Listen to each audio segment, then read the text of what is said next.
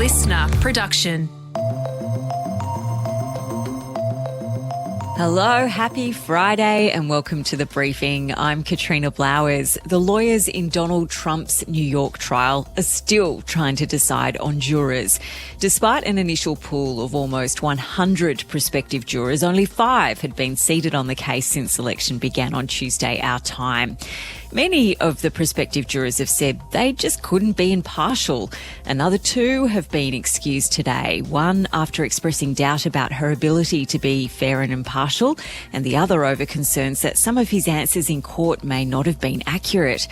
Eventually, hopefully, there will be 12 jurors and 6 alternates. They'll have to decide whether Trump falsified business records to cover up a sex scandal with porn star Stormy Daniels. In an age of social media and increased political polarisation, can juries still deliver justice in high-profile cases? I've seen more trials abandoned in the last couple of years than probably, say, 20 years ago. In this episode of The Briefing, we speak to Chief Justice Lucy McCallum about the future of juries. Justice McCallum presided over the trial between Bruce Lehrmann and Brittany Higgins, and we all know how that case ended. It ultimately had to be abandoned due to juror misconduct. That interview's coming up, but first we'll get into today's headlines with Eleanor Harrison-Dengate. It is Friday, the 19th of April. Good morning, Katrina. We're beginning with an update on the Sydney stabbings. A 16-year-old boy has been charged with committing a terrorist act after allegedly stabbing Bishop Mamari Emmanuel at a church in Western Sydney on Monday. The teenager was detained by worshippers at the Christ the Good Shepherd Church before being arrested by police and taken to a medical facility for treatment. Bishop Emmanuel suffered significant head injuries, and Father Isaac Royal also suffered lacerations and a shoulder wound when he tried to intervene.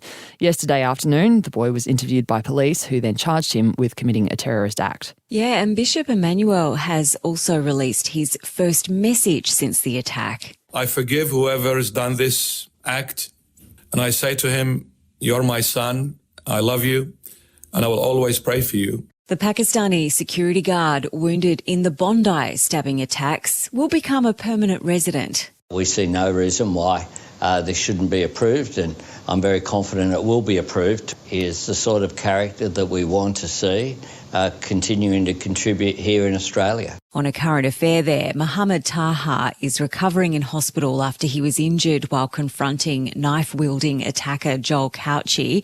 The Prime Minister's already offered citizenship to Damien Guerreau, aka Bollard Man, for his heroic efforts to stop Cauchi. Bondi Shopping Centre is reopening its retail stores today after yesterday's day of reflection. It'll be a difficult time for everyone working in that centre in the coming days.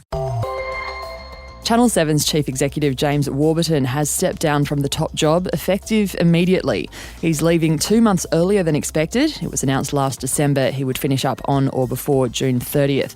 The announcement comes amid 2 controversies at the network. Former Spotlight producer Taylor Auerbach gave evidence in Bruce Lehrmann's defamation case against Network 10 and journalist Lisa Wilkinson. The federal court heard allegations that 7 Network paid for illicit drugs and sex workers for Lehrmann in order to secure an exclusive interview. 7 has said it was appalled by the allegations made and that the network did not reimburse Bruce Lehrmann for expenditure that has allegedly been used to pay for illegal drugs and prostitutes and has never done so. And this week, a student who was falsely accused by Channel 7 News as the perpetrator behind the Bondi Junction stabbing will pursue legal actions against the network. 7 has said the mistake was human error and it has been rectified, and that 7 sincerely apologises for the error. We've got an update on a proposed crackdown for vaping, and vape stores across the country could be forced to close, with all state and territory governments supporting world-first federal legislation. Now, these laws would prevent the domestic manufacture, advertisement, supply and commercial possession of non-prescription vapes. State and territory health ministers have issued a special communique saying they are not going to stand by and let history repeat itself, Eleanor. Yeah, and if it's passed, the only legal way to buy vapes will be through a pharmacy with a prescription from a GP. And the Liberals, Nationals and Greens are yet to declare their position on the legislation. Yeah, so this interests me because, anyone who knows teenagers, because this is primarily what they're hoping to crack down on, they're estimating that 1 in 6 high school students and also 1 in 4 young Australians aged between 18 and 24 are vaping. But when it comes to teenagers in high schools, most of them say that they're getting it from their friends. You know, there'll be one kid that, is the go-to kid for buying a vape from. So there's always going to be a way around this, even if the only way you can get them is from a pharmacy with a script. There's always going to be a way. But look, it's great to see them moving on the vaping crackdown. The other argument is, of course, that it is a really effective way for smokers to kick the habit. I think with fewer and fewer people being addicted to smoking now, that argument's got to lose some steam. Yeah, I mean, I think this is all about trying to strike that balance between stopping young people from starting vaping and helping people who have been smoking to come off cigarettes through vaping. And I think that's what the health ministers are trying to achieve. The mystery of the cocaine bricks washing up on our east coast may be solved. Australian Federal Police have charged a Brisbane man with a massive drug trafficking scheme. We believe this offender was a very serious element of the organised crime network in Queensland and more broadly across Australia. Detective Superintendent Adrian Telfer there. The alleged drug lord ran operations in WA, Queensland, New South Wales, and also tried to import 20 tonnes of drugs in the past year, including a 900-kilo shipment that we now know has ended up scattered all over our beaches.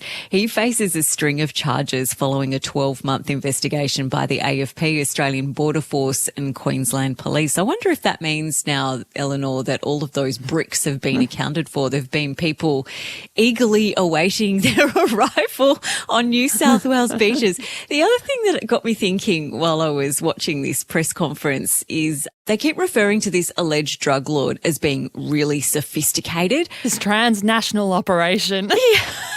What kind of sophisticated drug lord firstly loses 900 kilos of the stuff he's trying to import, and B, the handles that he was using when I'm not sure whether it was encrypted on WhatsApp or what, but it was digital communication. One of the handles he was using was wanted. Talk about a way to draw attention to yourself. Yeah, and the other one he used was John Dillinger, who was an infamous US gangster. So really keeping it on the down low there. Well, we all know back in January, a surf lifesaver at Bondi found one brick estimated to be worth $200,000 while jet skiing off the shore, shared a video of his find on social media. So, yeah, as I said, maybe stop looking now, guys. It could all be over. All right, let's get into our deep dive on the jury system. We've had a few high-profile cases now where the whole relevancy of this system has been thrown completely into doubt.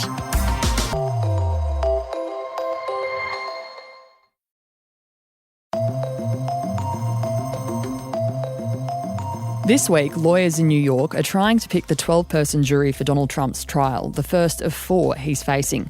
This trial will decide if the former president is guilty of falsifying business records to cover up a sex scandal with porn star Stormy Daniels before the 2016 election.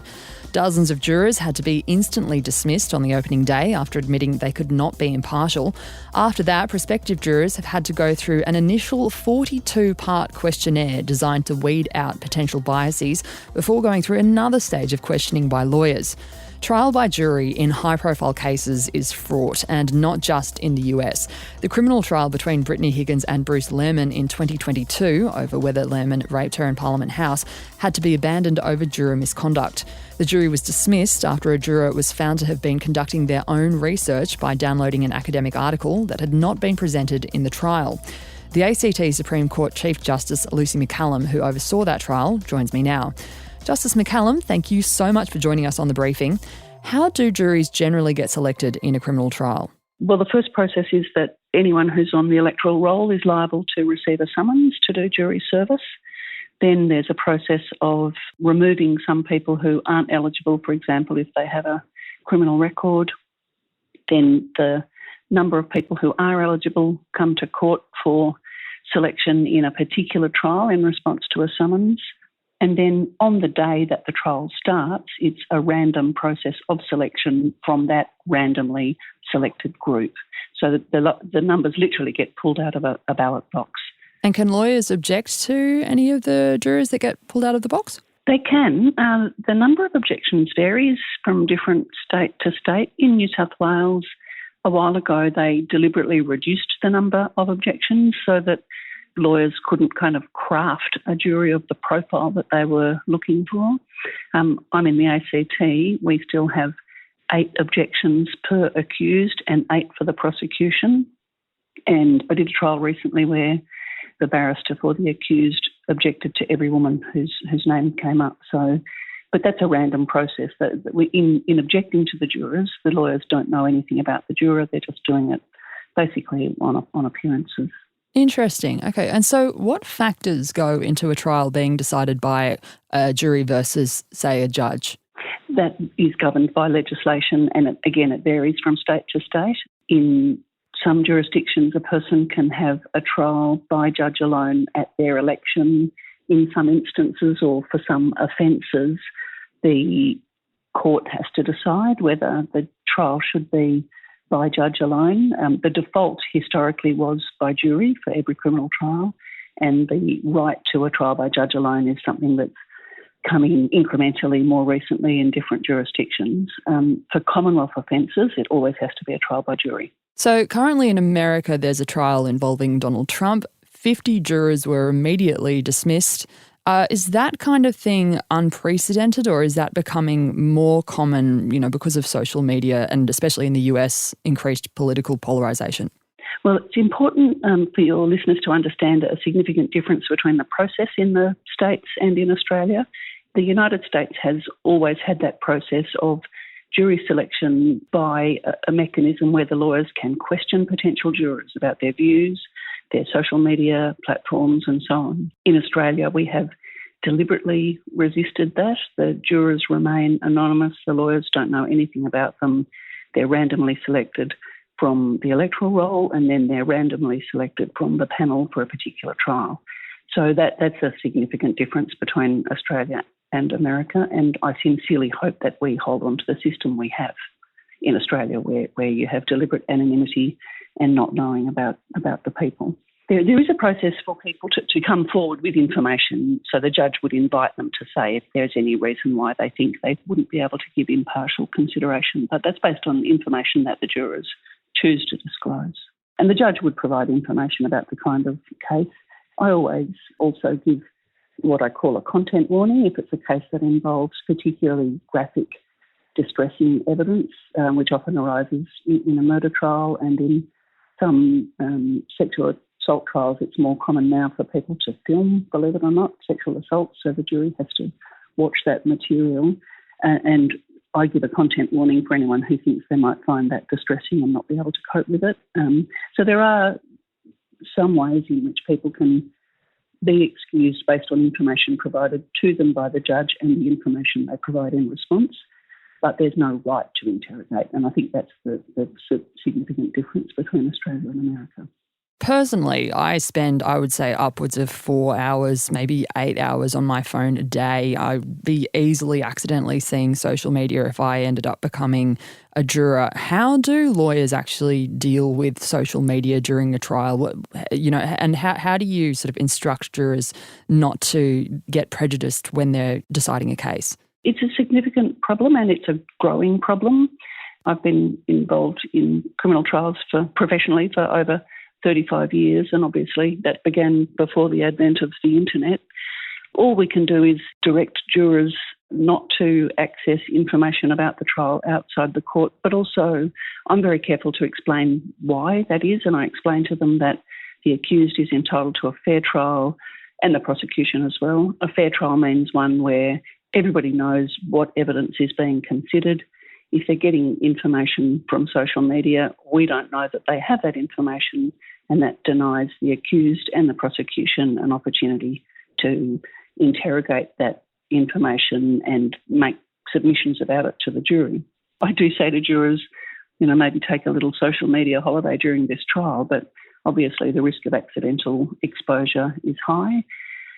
And again, all you can do is direct the jury. If you do come across some information, please put it out of your mind and explain why it's very important that they decide the case only according to the evidence.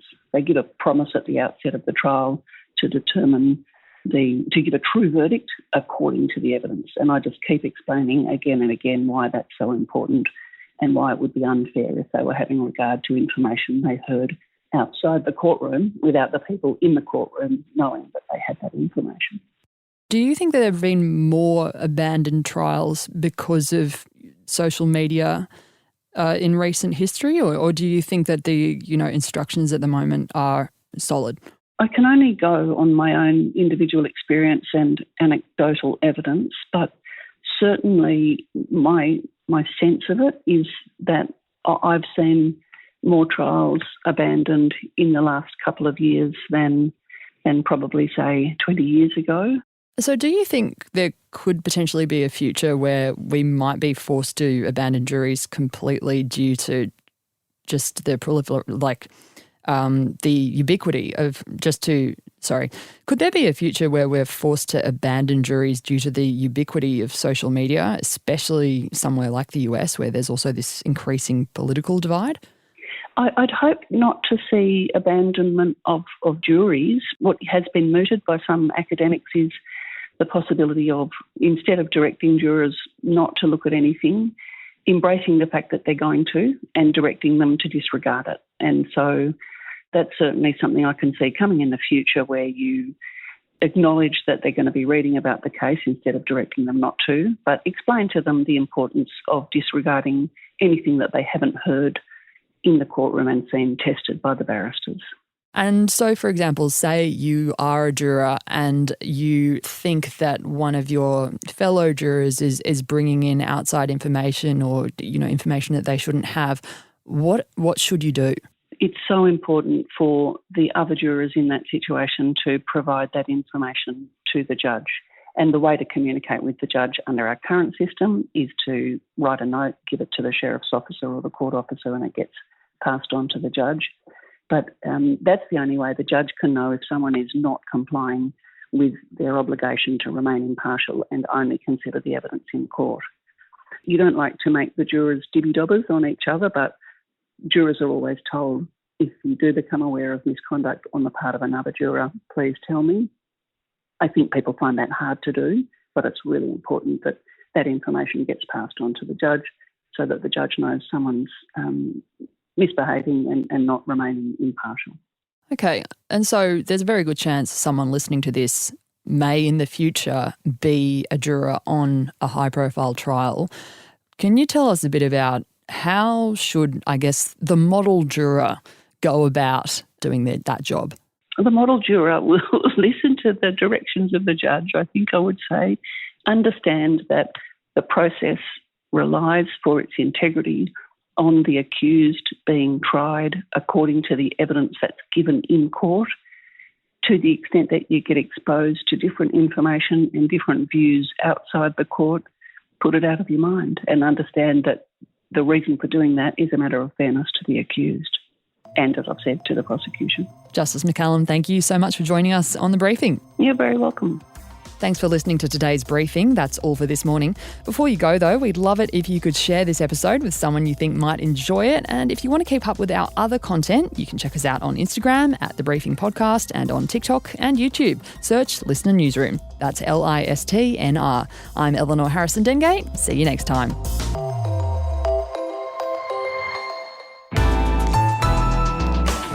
Listener.